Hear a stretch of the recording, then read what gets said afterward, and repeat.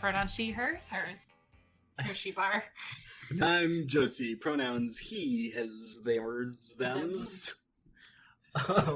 We're your judges. We're your judges. This is By the Cover I'm your slowly podcast. melting judge.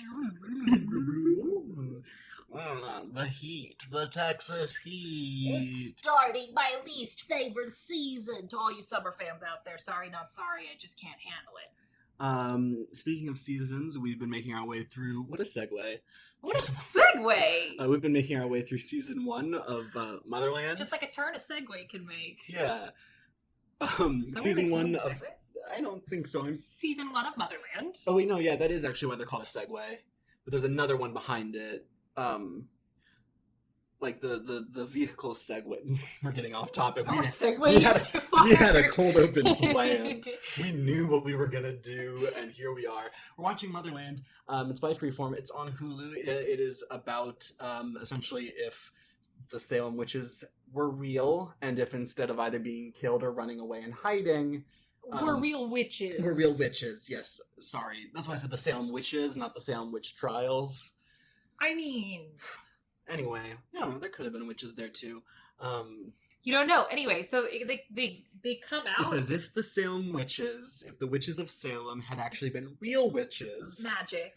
and had essentially formed an alliance with the U.S. colonies, Yeah. and now exists today essentially as the army, and it's about 3 witches who are in a unit together. And my favorite part about it is that they set up these characters, and they do a great job in the first episode of kind of showing they're from different parts of the country, and like they have different perspectives on magic and on the military. Some of them are bootlickers, some of them are less sure about it.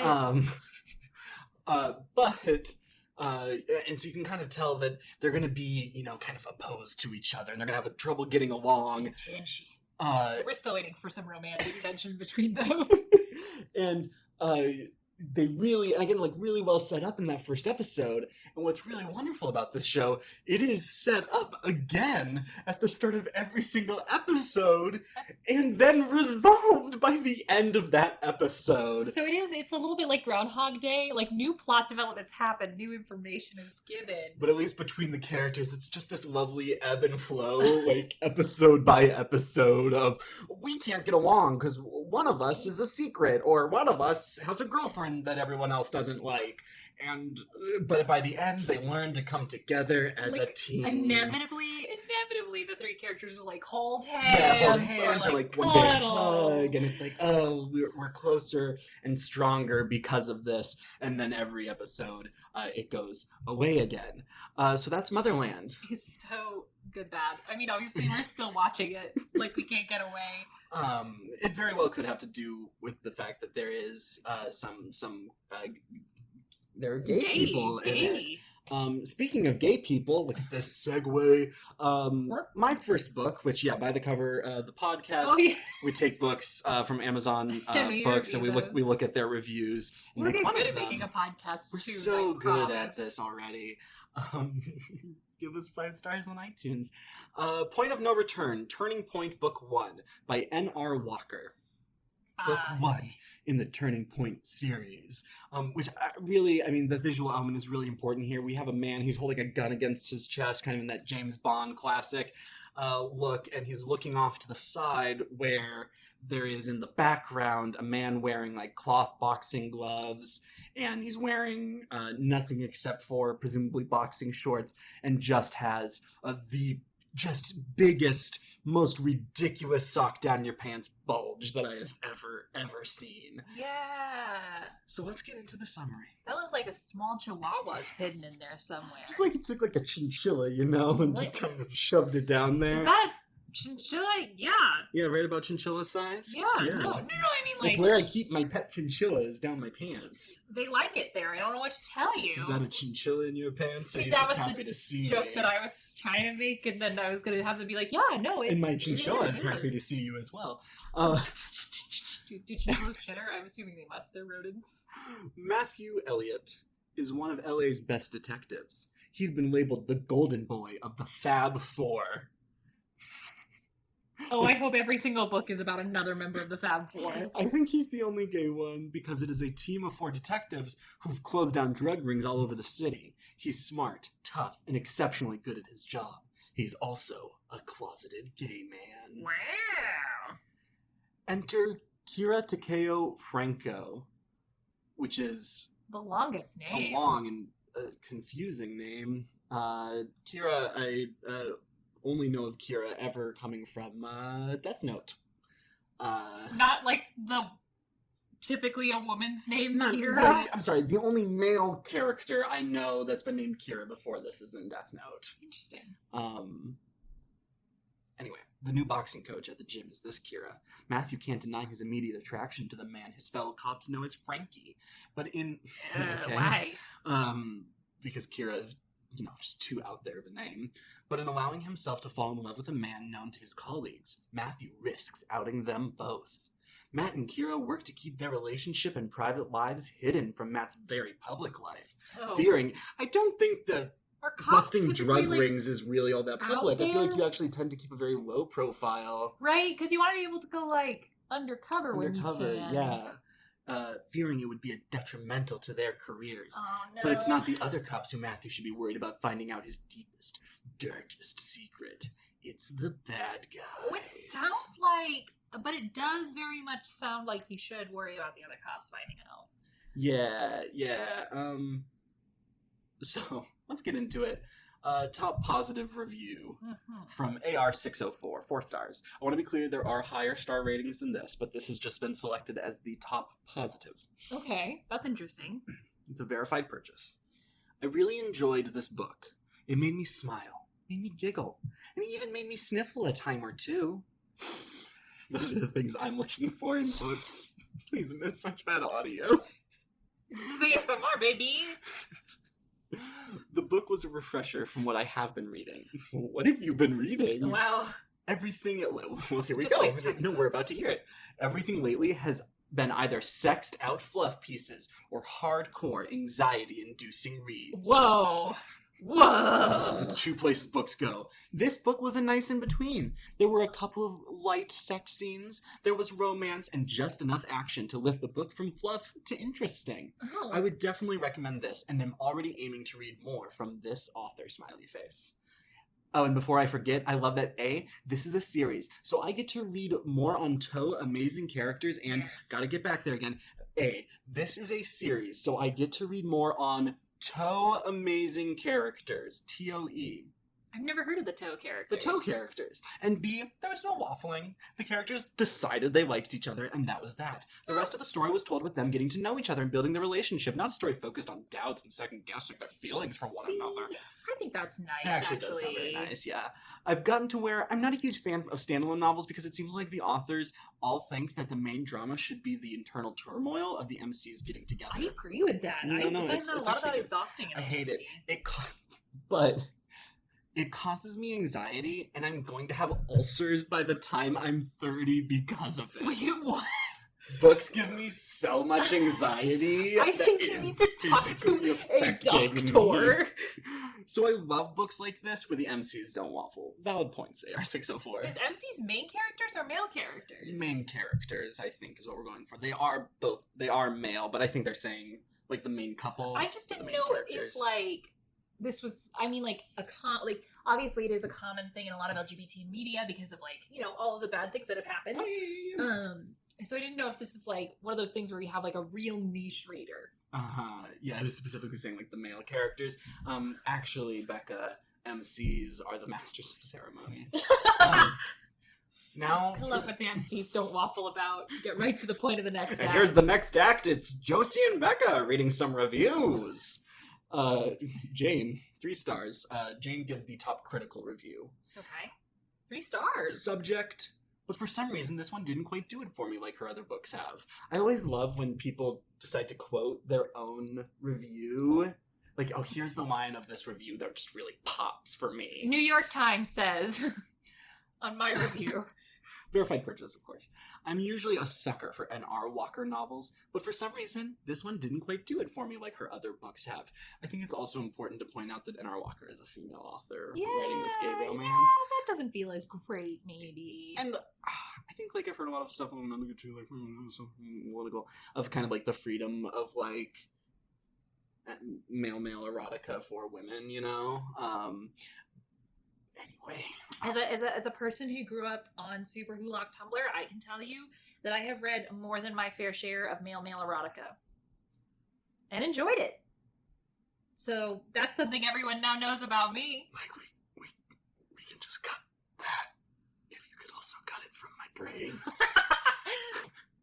No, read and write whatever fanfiction you want. We're very accepting here, as long as it's, like, you know, good and healthy. Tasteful. I guess it had a lot to do with the fact that I simply didn't quite connect with the heroes.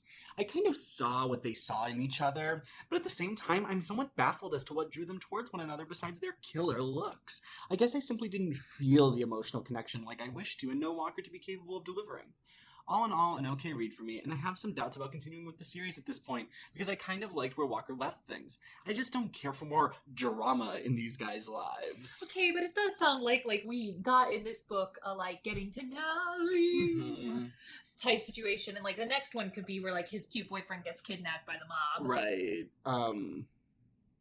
So some good 1 stars.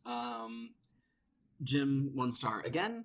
Fortunately, this book is extremely fast reading because it really is wasted time, even though it is enjoyable at times. Okay, Jim, a little judgmental, but we have all read the same story and descriptions of sex many times before. It does sound like she maybe has copy-pasted some things.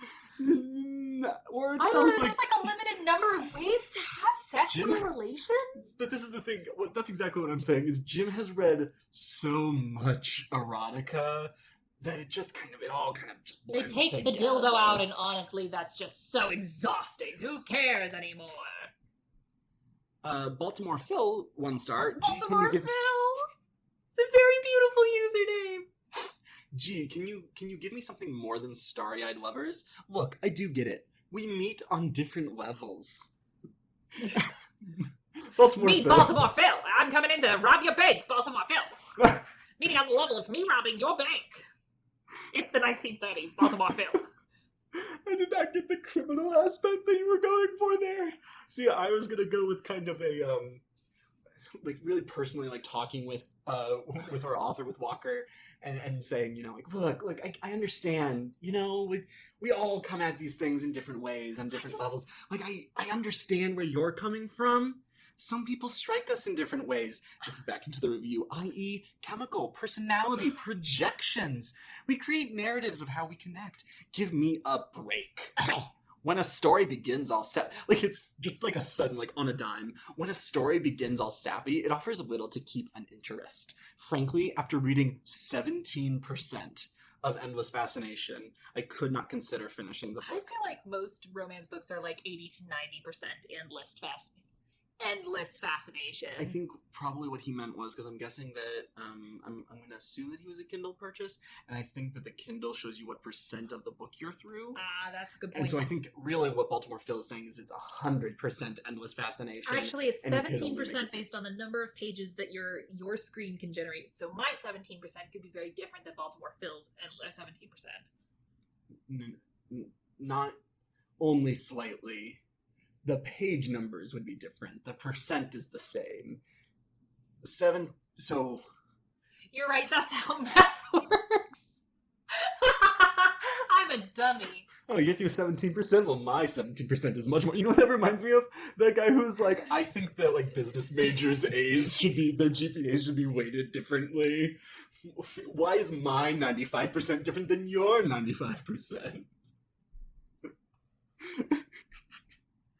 So it's very cute, but I haven't had to do math or think about math like that in a long time.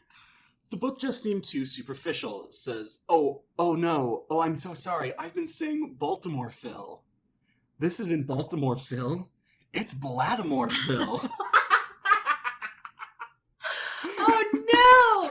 So Blattimore... That has to be Blattimore's given name, no one would intentionally... So Blattimore Phil? I'm Blattimore Phil. It's like... Either that or he did mean to call himself Baltimore Phil. Just really liked it. Maybe just like... kind of went with the misspelling. Oh man, there's so many good ones that I want. Okay, Padme 35. We're going to play a fun game. We're just going to do the subject. It's a 5-star review. I fell in love with Matt and Kira from the first time they... Met eyes. Met eyes is really close. Met in the gym. Oh. See, when I first read I fell in love with Matt and Kira from the first time they ... my first thought was boned. You don't ever start off with the boning. You have to build up to it. Right, but you're not in... But what I assumed is that Padme 35 was like, yeah, these guys seem nice. They seem chill. But then they boned. Bones. Like, oh, now I'm in love. The bones. Oh. You know, like when high schoolers have sex? What? You know, like they assume they're in love. Oh, okay. Yes. Yes. Yes. Yes. Yeah. It was just like, what? It was very out of left field, I realize. A pleased reader is the name of this person's... Every time. A pleased reader. Well, it could be that they put in that true. handbook here. It's 5 stars, a detective tale with a sexual twist. Yeah, I hope so, a pleased reader. Some good 2 stars. At least names. Specifically, the subjects go. Repetitive writing. Good. Not her best work by far. Whoa. Just really kind of yanking me around there, Sandy C, Harley J, and reading partners. Reading partners. And then the one I really want us to settle into and end on. Ready. Sorry, Baltimore Phil just took my imagination too far. IMHO! All caps. So in my honest and or humble opinion, 2 stars. In my horny opinion. In my hatchet opinion, I see. All I had to do was come up with one adjective that started with H, and I did a noun. That ended. A re-release 1 year later is IMHO's review. I get mad when there's no indication that a book is a mere re-release of an original one, and this one is a re-release 1 year later. When I bought the original one in August 2012, it cost almost $5, and now it is just $1. On the story itself, I still remember that I was not that impressed with the romance angle. I also found Matthew rather lame, given he was a detective. Yeah, just detectives the worst. Cool. I've never been that interested in anything detective. Matthew was just overboard, and his angst of being outed from the closet, so we have the typical dragged-out angst. The action towards the last part was sort of forced. The writing was also rather flat. I am curious of this re-release of 152 pages, which is 17 pages more than the original August 2012 one meant. There is a bit more to the story beside indicating this one is first in a series. I would appreciate it if the writer/publisher had the decency to indicate this one is a mere re-release, even if priced much cheaper. And let's just travel back in time real quick. At the very end, Point of No Return, Turning Point Series Book 1 by N.R. Walker. At the very end of the summary we have, 3rd edition, has new cover and has been re-edited, though no new content has been added. Nice. Maybe that happened because of the person. You know, very true. So everyone, sometimes, maybe we actually don't know the timeline. Your reviews matter. Now let's listen to some ads. Hello, we are What's Your Excuse? Podcast. Exactly. That's I'm right. Caitlin, I am Megan. and we are here to talk to you about all of your things that you want to shit talk about. That's right. Is your life going poorly? Check. Are you curious about diseases that are running rampant? Check. Do you want to know all the places I have had sex in this world? Check. Check. You can find that all right here on What's Your Excuse podcast at Rogue Media Network. You can find us on Apple Podcast, Spotify, Stitcher, Google Play. and Google. Yes, that's right. And give us a follow. Thanks. What's your excuse? So here we are again. We're back to be best friends. What's the song? I was doing the Portal song. Oh, Anyway, we're back. we're back. Have I got a bit for you? And I will get to it as soon as Josie, will you hand me my readers? Ah! Hand me my readers. The bit that Becca does. Yeah, so this is a bit where I dive a little deeper into the reviewing culture. and we get into the meat of the people who are reviewing the books that we are reading. And so today I want to bring you Vine Voice Hall of Fame Reviewer Top 500 Reviewer ranking number 327. Wow. The Rebecca Review. Oh my goodness. Imagine naming a review after yourself. I know. I guess to be fair, I don't know if user the Rebecca Review's name is Rebecca. That's fair. It could just be... It seems like a good assumption. A good assumption, but like I could just be like, oh, the Jason review. True. The Lily review. Yeah, I mean, like, if your name is Eugene, Yeah, to be fair, if your name was Eugenia... You don't want to be like, oh, this is the Eugenia review. The Rebecca review just rolls across the tongue. So anyway, the Rebecca review is a top contributor to Jigsaw Puzzles, which I found very interesting. She does have a lot of books, but the one that what really grabbed my attention about this. Oh, that just kind of like that. Was the little subtitle to this, which is Living the Reviewing Lifestyle. ... Oh. About. Thank you this for person is my star, my hero. I know. We're about to learn a whole lot about the reviewing lifestyle. I do not know if you are ready. This is literally what this podcast is about. I know. I don't think that we can turn to anyone better in this time. Well, maybe number one top 500 Amazon book reviewer. I mean, true. She is only 327. So the Rebecca Review says about, thank you for your interest in my reviews. Reviewing almost every day is a lifestyle I enjoy. My hope is that my reviews have been helpful to you as you explore Amazon. You will find mostly nonfiction reviews and reviews for things that I buy. I do not review free products as it is against Amazon's rules. Reviewing novels happens very occasionally, mostly around the holiday season. I'm not accepting novels at this time. When I'm interested in reading, To find out more about my reviewing and to find contact information, please see my website. Link is below. What? Last but not least, no, I answer all my emails myself, so thank you for your patience. Warmest wishes, Rebecca. No. So A website about the fact that you review. things. Does she post reviews on her website as well? Does she just have a review site? Oh yes, she does. The Castle Book Nook. Here are some items that I really loved. No. Oh, hang on. No, we have to. The Seduction Cookbook. See, again, I'm telling you, it's a perfect bit. I would not know if the Seduction Cookbook was a cookbook or not. Like, obviously, I see the subtitle now, but, I wouldn't know. What I think I love the most about www.seasonedwithlove.com the Rebecca Review's personal website, and honestly maybe my favorite website on the internet, is that it looks like this was made with love. The images are a little grainy, and it's just it's so sincere. Yeah, no, someone learned how to do HTML just so they could make this website. So question, what is the biggest thing driving you to write reviews? Over the years, my motivations for writing reviews has changed.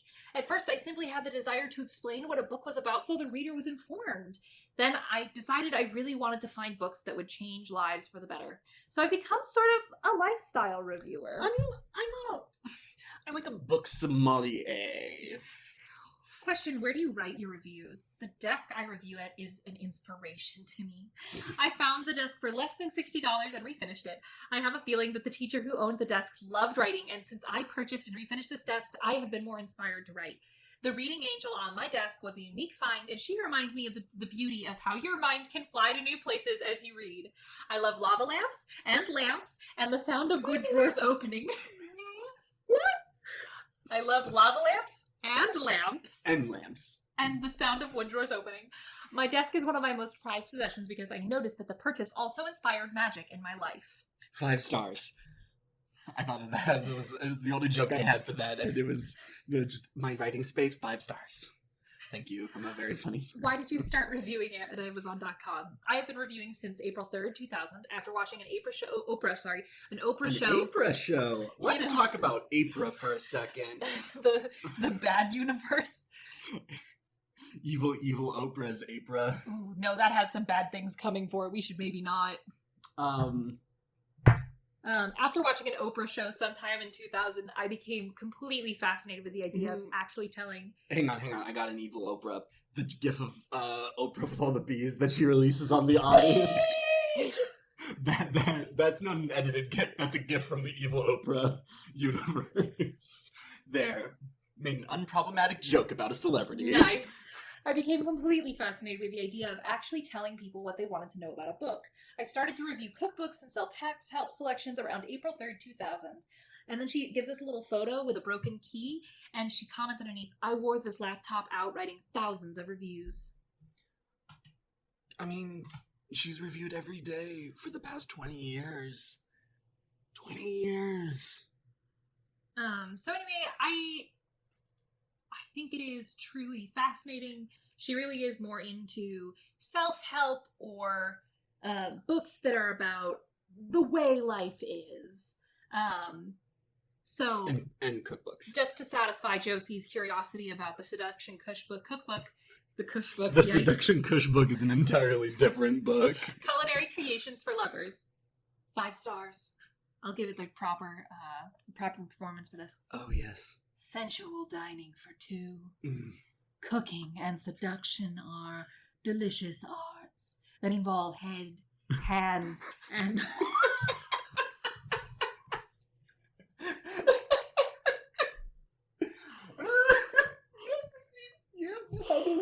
That is an important element. Yeah, Becca. Great lovers are inspired by passion, as are great chefs. Quote from Diane Brown. Oh. The Seduction Cookbook is probably one of the most exciting cookbooks you will ever buy. Not only does it contain many secrets of seduction, you can use it on your husband or wife. The recipes are exotic and divinely delicious. Your lover will think you are a cooking god or goddess. I like how this is like remarkably non-gendered, you know? Like, I mean, it is very it is incredibly binary though. Well, it is binary, but she's not like your husband. Yeah, that's true. Not assuming that like a woman will be cooking for a man. That's a valid point. Your lover will think you are also your lover. Pleasant. Lava. Your lover will think you are is lava cooking. really pleasant to you, Becca? No, god or goddess. Tell me more about what my lover will think about the meals I make for my lover. They will think I hate it now. Lava. Who has arrived to give them a tantalizing gourmet feast. They will worship you later in appreciation. What do you mean? Diane. Wait, worship. What? They will worship you later because you are a cooking god or goddess. Like, you are a literal divine specter upon this earth. Oh, okay. So they'll like go to my church and Yeah. like pray to me, my temple. Take Me to Church by Hosier was about this cookbook. Was about. Diane Brown has been practicing the art of seduction cooking for years. Her recipes have also been featured in Bon Appetit, Gourmet, and Sunset Magazine. Wow, really building up the BTC universe. Her introductions to all the chapters contain some of the sultriest sentence you will ever read, and her recipes are all very easy to make. It says sultriest sentence, like as in, like, I don't know. What is seduction cooking? This, you want to know. Some great ideas that don't even involve cooking. Seduction staples. Diane shows you how to toast spices, purchase the freshest shellfish, and roast peppers.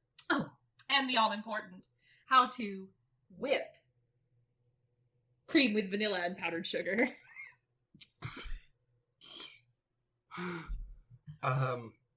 Yup. Here's an ad. Here's an ad? Or is there more? Oh no, there are so many. Oh my goodness. There are so you are many clicking reviews. through so many reviews. Probably my favorite one that I saw on the Rebecca review is not about books. Okay. I'm just gonna read a little saucy of this, all right. okay? Cutest bathroom tissue ever from China. I remember long ago that I said to myself I would never review toilet paper, but that was way before. No, the Rebecca review. This is the bound she would not cross. April 30th or whatever, 2000, I said... Oh, April 30th, What? 2002.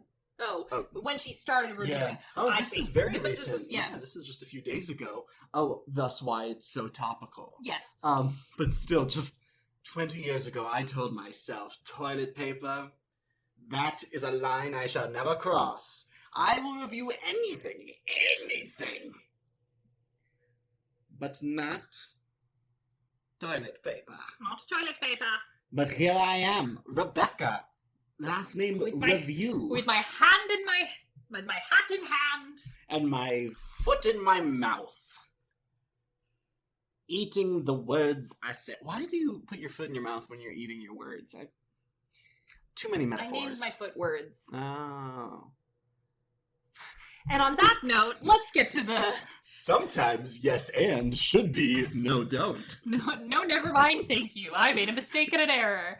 I was talking about me. Oh. Anyway, that was the Rebecca review. Oh no, I want to hear this toilet paper review. Oh, I will read you the whole toilet paper review. Only for you, though. Settlement. But that was way before the coronavirus pandemic. Topical. Now there is still no toilet paper at my local store, months later. So I ordered this toilet paper as an insurance in case people keep hoarding and we can't get any locally. It's a huge problem. You shouldn't hoard. May I say that this toilet paper takes over 20 days to arrive and is shipped from China. The toilet paper is, however, perhaps the cutest bathroom tissue you could ever buy.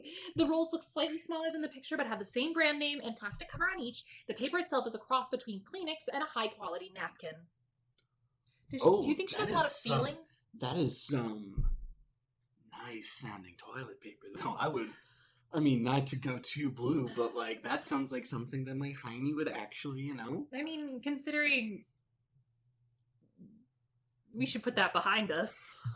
Moving on, I don't know where you were going, but I want to leave that place. You will find that you use a lot less of this toilet paper, so it is like having a larger roll. Just use 3 sheets/squares per use, and that is enough. Most rolls at the grocery store are very fluffy and don't last that long. This is very high quality toilet paper. I've never tried 3-ply. In doing a water test in a small... Yes, the perfect number of plies. the Trinity. It's a holy number of plies. In doing a water test in a small plastic container, I put my regular toilet paper in the water and this new toilet paper in water. She really does. She just she's gets everything she's so specific. So into the reviewing lifestyle. I mean, listen, you want to make sure that your listeners and followers are getting accurate information. Absolutely. I put my regular toilet paper in water and this new toilet paper in water. The regular toilet paper fell apart way quicker. This toilet paper seemed to withstand moisture much better. When you use it, you will notice that difference. So you will feel the moisture maintenance, the moisture retention that is happening in this toilet paper. You will know it. So, unlike regular toilet paper that is 2-ply, this does not disintegrate immediately upon use. I also find it doesn't fall apart when you blow your nose. See, I was having a very visual journey about this toilet paper. So the disintegrate right into the blowing your nose, just... This paper also has cute bumblebees embossed on it. Each toilet roll is wrapped in a sheer plastic wrap with a name and vision in the words, "The feeling of falling in love with you." I took off 1 star because I did think the toilet paper would be larger, and that was a surprise. But this is such cute toilet paper and such high quality that I feel it deserves 4 stars. Signed, the Rebecca review. Oh, I do love that she signs them all. Really appreciate that. It makes it feel like it's from love. In case you forgot, whose review you're reading. Yeah, I mean, gotta sign off. And now, speaking of signing into... Time to sign off to the ad break.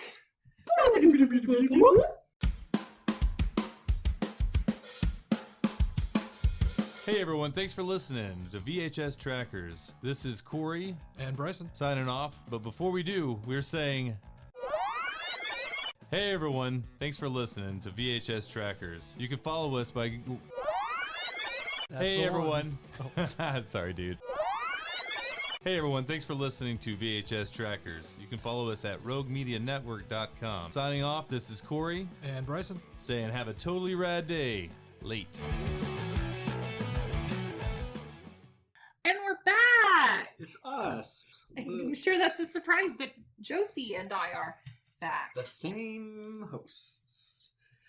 What you got for me, Becca? Okay, so I was really excited that you were bringing gay erotica because I decided to bring some slapping lesbian necromancer sci-fi. Oh, yes. So I was curious about what would kind of happen if I pursued a book that I was super excited about from the moment that I heard it was coming out, didn't have the money to go get it. I recently purchased the audiobook for, so I'm excited to listen to it soon. So I have for you today Gideon the Ninth, the first book in the Locked Tomb trilogy by Tamsin Muir. Okay. So I am curious though about the first 8 books. Gideon 1, 2, 3. Yeah. Yeah, nice. Because Gideon the Ninth. Yeah. The title. Yeah. Yeah. No. I mean, it did specify it was the first book in the Yeah, Locked I Tomb know, trilogy. Should have come up with the joke just that much faster. All right, here we go. So I've been optimistic about this book summary. Lesbian necromancers explore a haunted Gothic palace in space by Charles Stross. Thanks, Charles Stross. The Emperor needs necromancers. The 9th necromancer needs a swordswoman. Gideon has a sword, some dirty magazines, and no more time for undead nonsense. Tamsin Muir's Gideon... Oh god, I'm so sorry, Tamsin Muir, if I'm really screwing this up. M-U-I-R? Oh, hey, that's like Mirrorwood. Mirrorwood! That one book. Throwback. All right. Gideon the Ninth unveils a solar system of swordplay, cutthroat politics, and lesbian necromancers. Her characters leap off the page as skillfully animated as arcane revenants. The result is a heart-pounding epic science fantasy. Brought up by unfriendly, ossifying nuns, ancient retainers, and countless skeletons, Gideon is ready to abandon a life of servitude and an afterlife as a reanimated corpse. She packs up her sword, her shoes, and her dirty magazines and prepares to launch her daring escape. But her childhood nemesis won't set her free without a service. Harrowhawk Nonagizimus.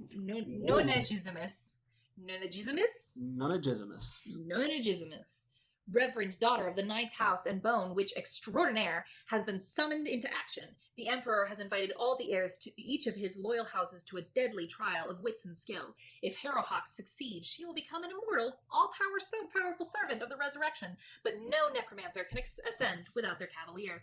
Without Gideon's sword, Harrow will fall, and the 9th house will die. Of course, some things are better left dead. Ooh. Doesn't this book just sound like it slaps? This does sound very good. This sounds like some Rivals to Lovers stuff right here. So interestingly, like looking over the reviews, the not funny ones, because they were long, like a lot of people had a lot to say about this book. There was like a massive switch between this is the best science fiction that I have ever read, and I didn't like it, and I thought the pacing was slow and really heavy, which of course, considering we're big fans of Brandon Sanderson, I was like, oh no, still gonna be along for the ride on this one. So Kindle customer 5 stars says, very different. This book is very different from the things I normally read. Oof. I'm gonna have a moment for the fact that I can't read tense right now. It's really the English language at this point, you know? I thought this was a simple horror story, but it was actually pretty far out there. I mean, way out there. Way, way out there. I mean, turn left at Jupiter, and then right after the second galaxy, then go past 4 quasars, and you will be in the vicinity of the kind of out there I'm talking about. This book is really wild. It is a combination science fiction, horror, murder, mystery, fantasy story that really covers all the bases. It makes a lot of assumptions. It talks about a culture of sorcerers and their guardian swordsmen called cavaliers. As I was reading, I noticed that the author often referred to the technology of the planets the story is set on in either magical or scientific terms. These get used interchangeably. It leaves so much open for the future of the series to explain. How both science and magic came to be used together and the past needs explaining as well. I hope this is the beginning of a mighty series. This is not my kind of book, but I really loved it. Nice. I do always love, I also agree with this Kindle customer that whenever I'm presented with a world, you know, that is different than mine, really out there, what I really, really need is for you to kind of go back and explain, like, how that all happened. You know, like, how, like, the greatest movies ever made were the Star Wars prequels? They stop and look at you and go, by the way. Just, oh, you want to know how Darth Vader became Darth Vader? Well, we will over-explain it to you. We will tell you exactly, Mediacalorians. Some things are just left better unexplained. Ashley Tidwell, top contributor. Ooh. DC Comics. 5 star. 15 out of 5 skeletons to this amazing book. Now, I suspect that Ashley might have meant skeletons. But I do like the concept that If your last name is this is a red Skeleton. skeleton. No, I was thinking specifically red skeleton. It's like, my rating system is based off of how many red skeletons I think it's worth. Because, one red skeleton is fine, but 5 red skeletons, and now 15 red skeletons? Ooh. Oh my god, I don't even know what I read besides it was the weirdest thing ever and I loved it. Gideon is amazing. I cannot express my feelings besides incomprehensible screaming. At first, I was a little confused, but as the world built and the excitement and suspense, I got so invested. Gideon is just so sad. But perfect, hilarious, and amazing! I want to know these characters. I need the next book now. I want to live in this gothic horror show. This book was perfect. It was everything I wanted, exactly what I'm looking for. Gideon was sad. sad person. Just so sad. Really just... My main weepy. character has challenges. And then I really, Martin Christorov is on the other side of things, 1 star. Feels like a joke. I'm going to preface this by saying that I actually went to Wikipedia to look up the author as I thought she might be a special person, but she is not. So how is this 5 stars and a bestseller? I don't know. To be fair, celebrities do get a pass on a lot of really just, awful things. True. So I could not really get through the horrendous writing in the first few pages, and I have a few pretty random examples of what I mean. And checked them too, blinded by the glare, feeling blindly behind the metal housing. I am blinded by the blinding incompetence. The double use of blind is, it's valid. She parked herself on one of the destroyed humps of rubble. What is a destroyed hump of rubble? Also, and this is a real nitpick, but I don't think parked is the right word here. Okay. No one has ever talked about parking when they stop. That's only for cars. Only cars do that. People can't park. People don't park.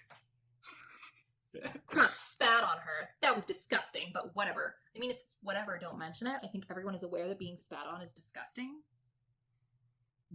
That feels like style to me. Yeah, that's such a stylistic thing, Gideon rewarded herself with a small bag of porridge. It tasted gorgeously gray and horrible. I mean, it can get gray taste, but gorgeously gray, just no, is so stupid. Oh, yeah. Clearly this author is not... all I'm getting here is that there is a very specific writing style that this person doesn't care for, and I am here for it. That Martin is like, this is a real nitpick, but the rest of these are not reaches. Yes, no. All of these are just real awful. But yeah,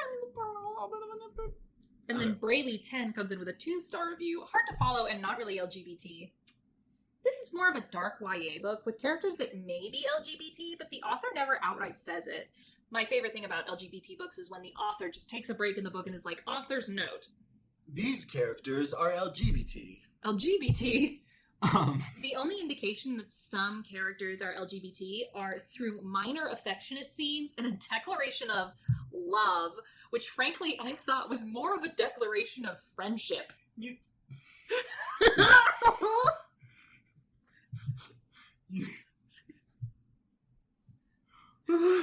It's like textbook straight person. It's very much the this person Just never married and lived with their very good friend of the same gender whom they referred to loving so often, but were they gay? Can we know? I mean, it's so hard to know whether a declaration of love between a LGBT pair of people is really LGBT. And I understand and definitely affirm the criticism that we should let people in media label themselves. Right. Characters should be allowed to label themselves, and hopefully that will make it more acceptable for all of us to kind of talk about our identities. That being said, it seems pretty clear. The characters themselves at times were unlikable, won't spoil it, and the story was slow going. I'm sure most people will read it based on the reviews I saw, but not my cup of tea. I honestly would have read the next book, but this one was so slow going I'd tear my hair out if the second one was the same, so I'll pass. Where were you going to honestly read the second one? Was it just in the sense of, oh, this is a trilogy and therefore I will keep reading it? It's like if I stop watching a movie halfway through, I'm like, I was going to finish the movie, but I didn't like it. So I stopped. But I would have. I would have watched the whole movie had I liked it, but I didn't, and therefore I stopped. Now who's saying things that don't need to be said? And so anyway, I really wanted to close today. Martin needs to come over here and tell this person they're being redundant and repetitive. I really wanted to close today with Susan 4 stars. Her name's Susan 4 stars? Susan 4 stars. Oh my goodness. How many stars do you think Susan left on this book? Is it 4? Nope. 5. It is 5 stars. I knew it when I saw it. Very entertaining. Lesbian content isn't graphic. Oh, see, now we understand. It's not erotica, and that's confusing. For someone like myself who has read tons of sci-fi and fantasy books since childhood, an original story like Gideon the Ninth is delightfully fresh, invigorating, and most of all, very entertaining. The debut author Tamsin Muir writes something for everyone. Horror, humor, puzzles, and murder, all in a solar system far from Earth. That's a big mashup. That is what everyone wants, isn't it, though? I just don't want my horror, humor, puzzles, or murder to be anywhere near Earth. See, no... I was saying, I think that people would like to have a world, like, kind of far away from Earth, you know? Like, if I could be far away from Earth right now, I might go with it. Yeah, I mean, like, if an alien were to be like, hey, I can kidnap you and your partner to an altruistic space station, I'll be like, bye! We have Can I bring my cat and rats and mouse? I have lots of pets, Yes, sorry. those are revered in our society. Oh, fuck, yes! Finally, Griffin will get the attention she needs without me needing to scoop her litter box. She will always love me best, though. Yeah. Strangely defensive in this hypothetical. I would be afraid of my cat leaving me if she got too much worship from another person. That's fair. It's a big mashup of all these ideas and more, and somehow it works as Muir throws out more mysteries and plot twists that keep you up late at night. Muir. I'm so sorry. I am incompetent of saying regular human words, much less people's names. A lot has been said about the lesbian necromancers in space aspect, but don't let the character's sexual orientation deter you from reading this book if that's something you're not used to reading about. There is no overt sexuality in the book and nothing graphic to cause discomfort. I'm definitely looking forward to the rest of the series. Got a little, like, maybe subtly homophobic at the end. Yeah! Kind of like, if you're homophobic, don't worry, it's not that gay. It's not that gay. But I think it is really great that there be more media that, like, represents just kind of, like, ambiently. Yeah, well, and I think that it's a trilogy, so I think there's plenty of room to grow. And also... Why characters fall in love in the first book anyway? Like... Yeah, I'm trying to think now. And, like, I think the author does this really great thing, which is, like, on the back cover, I think. Yeah, it says literally lesbian necromancers. Mm-hmm. Like, I think that is the clearest words that we could hear from the author. Yeah. The author never comes out and says it, except in her summary of the book. Yeah.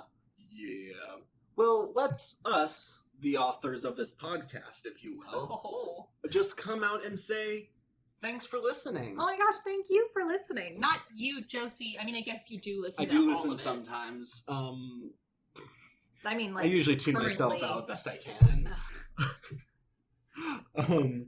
But yeah, thank you for listening. A huge thank you to the Rogue Media Network for producing us, for having us.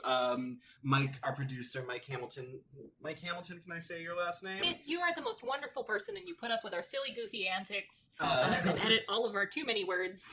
And there's lots of other good podcasts on the Rogue Media Network. The American Cocktail, By the Cover, VHS Trackers. I just said By the Cover. Oh no! What's your excuse? What's your excuse? By the Cover is a great one. It's a great podcast. You should really check it out. Leave a review. We will read it. We swear. Please send us book recommendations. We want to, like, hear from y'all. Yeah, book recommendations, books you love, books you hate. If you are an author yourself, especially if you have a book on Amazon, we've got the book plug segment. We're always looking for independent authors. Yeah, to kind of show off. Tweet at us or DM us on Instagram at bythecover_pod. We can always be found there. We also have our own handles. Good luck finding us. Oh my gosh, thank you so much to They Might Be Giants for letting us use their song on the we show. haven't thanked them every episode. You It's are something... literally the best people in the world. We are undeserving. We sent them a message on Tumblr asking if we could use their song, and they said sure. And That was the most legally binding sure there ever was. That's not legally it's binding. not legally binding at all, but I have the screenshot. Got the receipt. Every episode, at the end, we turn to Tammy Hogue, author of Dark Horse, for specifically the edition of Dark Horse that I found in the dumpster by my apartment, which had pages cut out of it to hold drugs, presumably. It's the drug book devotional. The bi-weekly devotional. But before we get our newest installment, this one from page 18 of Tammy Hogue's Dark Horse, I've been Josie. And I have been Becca. And this has been By the Cover, a podcast. Page 18. You don't look strong enough to ride a pony. And outro music. This has been Rogue Media Network Podcast.